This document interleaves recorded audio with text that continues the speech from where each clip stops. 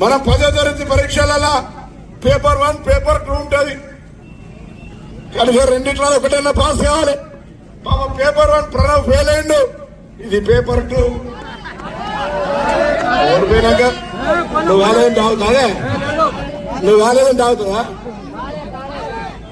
ఆయన ఓడిపోయినా లేదా అయిపోయా, నువ్వంటే అయ్యే ఏం లేదు. అది ఆ దమ్ము ఆ పోటీ ఉంటే ఈ పేపర్ 2 గెలిపింది, అందులో గెలిచినట్టే.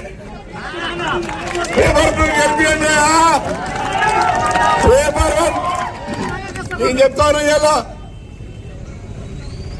టెక్నికల్ గా ఒక్కోటి తోడు గెలిచినట్టే. ఆయన ఇంతకుముందు చెప్పినా నేను ఎక్కువ ఊకే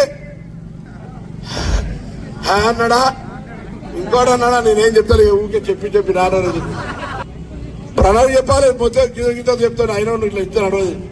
మొత్తం ఎట్లా చేసినా మొన్న యాక్షన్ చేయాలి, నువ్వు ఎట్లా చేయకపోతే నడవది. అందుకే ఆయన ఊకర్రు కానీ పరీక్ష ఒకటి ఫెయిల్ అయిండు, పరీక్షను పాస్ చేస్తారా దమ్ముందా లేదా చెప్పిగా.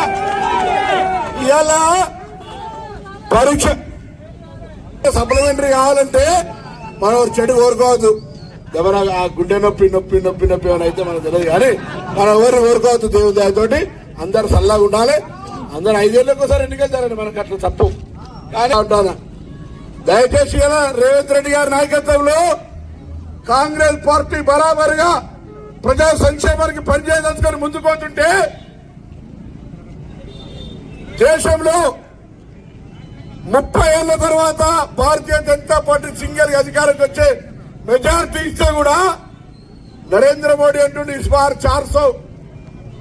చాలా మంది చదువుకున్న పరిచయం ఎందుకు 330 ఇస్తే కూడా ప్రభుత్వాన్ని ఏర్పాటు చేసింది కదా, 400 ఎత్తుకొని ఆలోచన చేస్తే రాజ్యాంగాన్ని మార్చి రిజర్వేషన్లు ఎత్తేసి అంబేద్కర్ విగ్రహాలు తీసేసి ఎవరు ఎస్సీ ఎస్టీ బీసీ అనకుండా మైనార్టీలను ఎక్కడికక్కడికి కట్టుదిట్టేసి మొత్తం ఆస్తి అంతా ఆదాని అంబానీకి అప్పచెప్పాలనే ప్రయత్నం జరుగుతోంది. ఒక్కసారి ఆలోచించండి.